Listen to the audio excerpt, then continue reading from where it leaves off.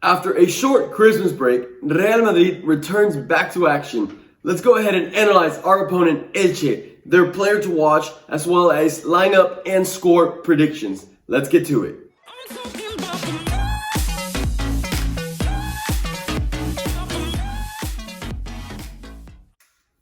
What's up, guys? Welcome back to El Merengue Culé. This is a special day because today is going to be the first time ever that we do a live stream. That's right, guys. We're doing a live stream for Barcelona's game against Eibar, which will be in approximately, maybe, I don't know when you'll be watching this, but 3 hours from right now for me. So it's right around the corner. So guys, make sure you tune in. It's going to be fun. It's going to be a party. We're going to have a good time reading your comments, obviously reacting live to these things. It's going to be a good time. So we hope and we wish to see you there. As a reminder, make sure you go ahead and drop the like in this video if you're enjoying it. I know I haven't really said much, but just go ahead and hit the like button right now and make sure you hit the like button in the live stream. And with that being said, let's go ahead and get to our opponent, Elche. So what do we want to say about them? To begin with, they're not having the best of seasons. They are struggling. They are a struggling team. This is not going to be the classic game where I say, guys, we need to be careful with them. But this is not going to be the game where I'm like, this is a very tricky game, because it's really not. Elche is currently 16th place and has not won a single game in December for La Liga, right? So, and they really haven't faced up against that many good teams. Atletico. I'm just kidding. So obviously, they one of the teams that they faced up against was Atletico, and they did lose to them 3-1. So a pretty significant loss. Another loss that they had this month was against Granada. A Granada team that Real Madrid has just come from beating in literally their last match day. So I guess gives an idea of maybe where we stand with them. I would say odds are pretty good. However, I do want to mention that this month they did manage to tie Villarreal and Cádiz, a Cádiz team that started off the season phenomenally, and we have seen as they have been kind of crumbling down, tying a lot of games and losing a lot of games. But they did tie against also a Villarreal who, probably similar, started off the season really strong and now has been a little bit dwindling down. But anyways, those are their previous results. Let's go ahead and talk a little more about how exactly they play. And so in terms of formation, the formation that they most commonly like to use is a 5 in the back, and I think we can most definitely say that they're going to be playing 5 in the back against us. Obviously try to lock us down as much, try to frustrate us, prevent us from scoring early, and start sending players up into which they can get counterattacks. However, hopefully that won't happen. One of their big ways that they usually like to attack down that right-hand side, which is going to lead me to their player to watch, who is their right midfielder / right wing back, and that is by the name of Fidel. Fidel is actually their top scorer with 3 goals and 2 assists. So definitely a man we're going to want to watch out for. So like I said, they're going to be attacking down that right-hand side. Luckily, we have a Ferland Mendy, who's going to be defending that side and is extremely fast. So hopefully, that should have them pretty good in lockdown. I don't think, which leads me to another one of their strengths. They like to use their wings for attacking. But personally, for Real Madrid, I don't think that's going to be too much of an issue because we do have very strong outside backs in Dani Carvajal and Ferland Mendy, as well with the assistance of Lucas Vazquez and Vinicius Jr., who likes to come back and defend quite a bit. We do know that he likes to foul a lot as well, but at least he puts in the effort to come back and defend. However, let's not get sidetracked right now. Let's keep talking about their strengths. So they're notorious for the moment they go up, they are very good at preserving the lead. So it's going to be one of the keys for the game, and it usually is a key for Real Madrid, and that is to not concede first. Because we have seen a Real Madrid team that is very fragile whenever they concede first and tend to get very frustrated easily and basically lose their heads. So now let's talk a little bit about their weaknesses, what Real Madrid can exploit about this Elche team. And that is, like I already mentioned, one, defending down their wings. They are not very good. They're good at attacking, but that leaves them prone to getting counterattacked down the wings. So if we attack down their wings, we can find a lot of success, and we're a team that is pretty good at attacking down the wings, especially when we got players like Vinicius Jr., Eden Hazard, Asensio, Rodrigo, who we're going to talk a little bit of in a few minutes. So yes, we can potentially attack them down the wings very well. They are notorious for fouling a lot in dangerous situations, so that could make us prone to getting penalties and all that good stuff. They're but they're also not very good at in the aerial duels. And Real Madrid is actually the second team in winning aerial duels. So that could be another potentially good way for us to attack. Crosses could be pretty efficient in this game. And lastly, they're prone to counterattack. So if we can defend, let them come out of their own half.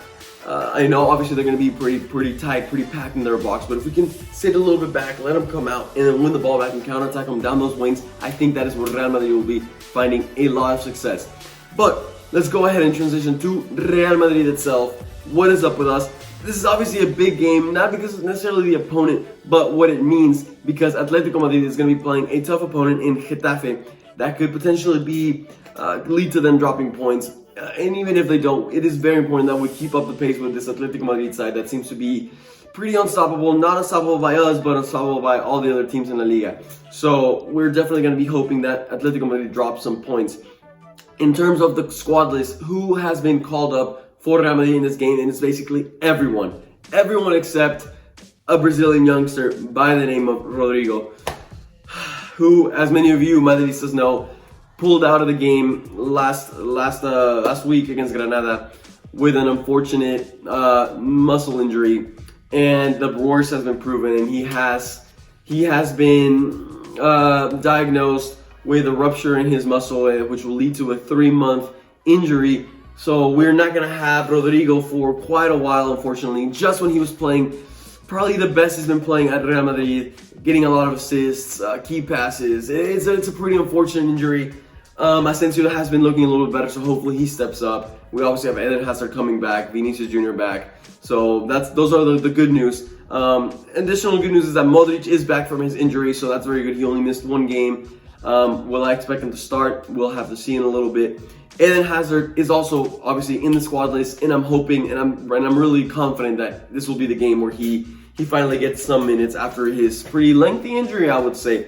So with that being said, let's go ahead and talk a little bit about the predicted lineup for this matchup. And let me not waste time in the defense. In goalie, we're going to have Courtois, right back Carvajal, center back pairing is going to be Varane and Ramos, pretty sure about that. And on the left back, we should be seeing Mendy, no Marcelo.